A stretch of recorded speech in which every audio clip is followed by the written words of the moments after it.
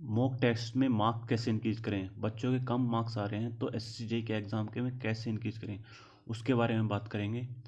और बात करेंगे कैसे इंक्रीज करना है टेक्निकल और नॉन टेक को। Welcome to our YouTube channel. My name is Shubham Kumar. I have selected in RRBJ as a junior engineer works department. तो मार्क्स कैसे इंक्रीज करते हैं उसके बारे में बात करेंगे। और दूसरी बात, कुछ बच्चों के डाउट्स थे उसके बारे में बात करेंगे जो उन्होंने कमेंट बॉक्स में कमेंट करे थे, जैसे कि आपकी कॉमन प्रॉब्लम होती हैं उसके बारे में बात करने वाले हैं। चलते हैं कमेंट्स पर। सबसे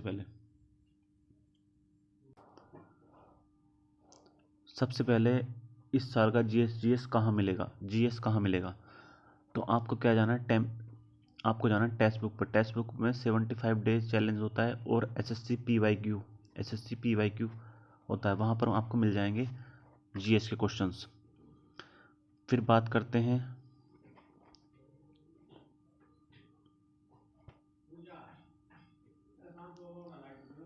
दूसरी बात करते हैं, ये है 50 से 60 हज़ार क्वेश्चन कहाँ लगाए। तो इसका मैंने आंसर दे दिया है। यूथ एई लगा सकते हैं, गुप्ता एंड गुप्ता लगा सकते हैं। ओके, नेक्स्ट क्वेश्चन है, सबसे बड़ा क्वेश्चन है आपका टेक्निकल। बताओ सर, टेक्निकल में क्या करना है मार्क्स। सबसे पहले बच्चे जो टेक्निकल्स में क्वेश्चन लगाते जाते हैं, टेस्ट टेस्ट देते रहते हैं, बट वे अपनी मिस्टेक्स, सबसे बड़ी प्रॉब्लम, मिस्टेक्स को रिवाइज नहीं करते। अपनी मिस्टेक्स को रिवाइज करो, टॉपिक लिखो जो मिस्टेक्स हैं, उन टॉपिकों को नोट करो एक बुक में और उन टॉपिकों को रिवाइज करो। ये हमारा करना होता है, हमें हर वीक में अपने वीक टॉपिकों को रिवाइज करना होता है। जो हमारी मिस्टेक्स होती हैं उससे रिवाइज करोगे। जैसे आपके मान लो एक सब्जेक्ट है, उसमें कुछ टॉपिक वीक्स होते हैं। सॉयल मैकेनिक्स है, सॉयल मैकेनिक्स में मोस्टली जो है कंसोलिडेशन के बाद जो आता है स्ट्रेस सेक्शन वाला पोर्शन, वे वीक होता है। और सॉयल फाउंडेशन वाला पोर्शन वीक होता है। तो इन पोर्शनों को रिवाइज करो। जो आपके पहले से ही कॉन्सेप्ट स्ट्रॉन्ग है उन पर थोड़ा कम ध्यान देना स्टार्ट करो, वीक टॉपिक पर स्टार्ट करो अपना ध्यान देना, जो वीक टॉपिक होते हैं। तो इससे क्या होगा, आपके वीक टॉपिक स्ट्रॉन्ग होते चले जाएंगे। और एक ये बच्चे का था 2-3 साल से कोई एग्जाम दे रहा है टेक्स्ट बुक में, उसके 130 प्लस ईजिली आ जाएंगे। भाई ऐसा नहीं होता है, ऐसे मैंने भी दिए हैं, मैंने भी 4 बार एसएससी दिया है, मेरे कभी भी 130 तक नंबर नहीं आए टेस्ट बुक में। इस बार इस वजह से आ रहे हैं क्योंकि एक मेरा मेंटल प्रेशर जो है वो कम हो गया है, क्योंकि मैं already as a JE select हो चुका हूँ, इसलिए मेरा प्रेशर वहाँ से कम हो गया है थोड़ा सा। तो इसलिए प्रेशर भी कम लेना होता है अपने माइंड पर। Okay, current affair last year का क्या, करंट अफेयर 2-3 साल का ही पूछ लेता है, बट आपको लास्ट ईयर का पढ़ना है, ओके। सबसे बड़ा क्वेश्चन, कौन से सेक्शन में कितना टाइम दे। देखो मैं 40 मिनट जो है रीजनिंग को देता हूँ। सबसे पहले तो मैं 30 मिनट देता हूँ रीजनिंग को, सबसे पहले अटेम्प्ट में 30 मिनट देता हूँ रीजनिंग को।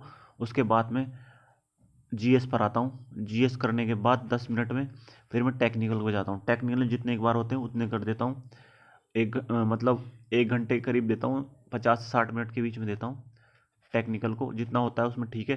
फिर उसके बाद में फिर मैं रीजनिंग पाता हूँ, फिर रीजनिंग में जो क्वेश्चन बचते हैं उन्हें सोल्व करता हूँ, फिर टेक्निकल पे जाता हूँ। जीएस पेपर एक बार ही करता हूँ, उसके बाद मैं जीएस पे जाता नहीं हूँ। ओके, पीवाईक्यू से जीएस कवर हो जाएगी। हाँ, सीजीएल एमटीएस के क्वेश्चन लगाओगे तो कवर हो जाएगी। टेस्ट का एनालिसिस बहुत ज़्यादा टाइम लेता है। ये टेस्ट का एनालिसिस अगर बहुत ज़्यादा टाइम ले रहा है ना, तो यही आपकी स्ट्रेंथ बनेगी। अगर यहाँ आप टाइम ज़्यादा देंगे, वहाँ से आपके कॉन्सेप्ट बिल्ड होंगे। कॉन्सेप्ट इन द सेंस जो आपके वीक टॉपिक में वो बिल्ड होंगे।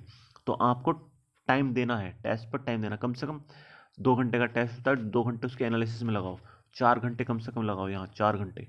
ओके भाई, टेक्निकल में 45 से 50 नंबर आ रहे हैं।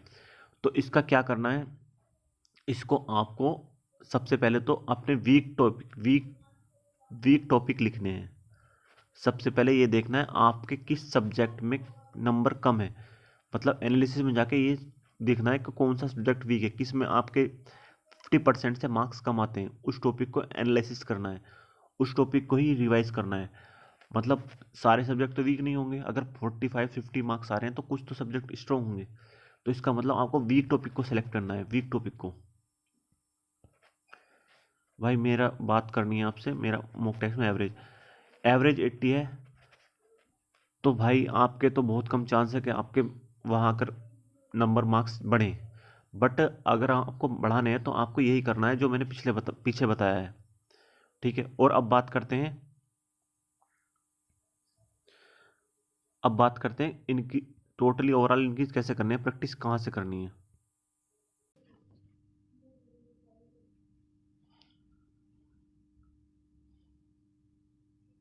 सबसे पहले टेक्निकल की बता दूं।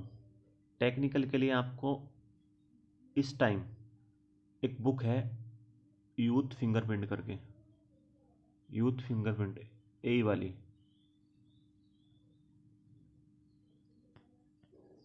इसे लगाना है यूथ फिंगरप्रिंट को, इसे लगाना है, कंप्लीट लगाना है। ठीक है, देखो अब टाइम तो है नहीं, यूथ फिंगरप्रिंट पूरी लगा लो, बट अपने वीक टॉपिक को लगा के उसे उसे लगा लो, उन टॉपिकों को लगा लो। जी के जी एस में क्या करना है, जी के जी एस में आपको क्या करना है, S S C P Y Q पढ़ने हैं, P Y Q, S S C P Y Q पढ़ने हैं। ओके, और परमार सर की वन शॉट वीडियो देखनी है। रीजनिंग बच्चों को लग रहा है टेक्स्ट बुक जो है हार्ड बना रही है, ऐसा कुछ नहीं है। टेक्स्ट बुक में या तो आपके टॉपिक वीक है। रीजनिंग के 2 सेट लगाओ डेली, 50-50 क्वेश्चन के 2 सेट, इतना करो डेली।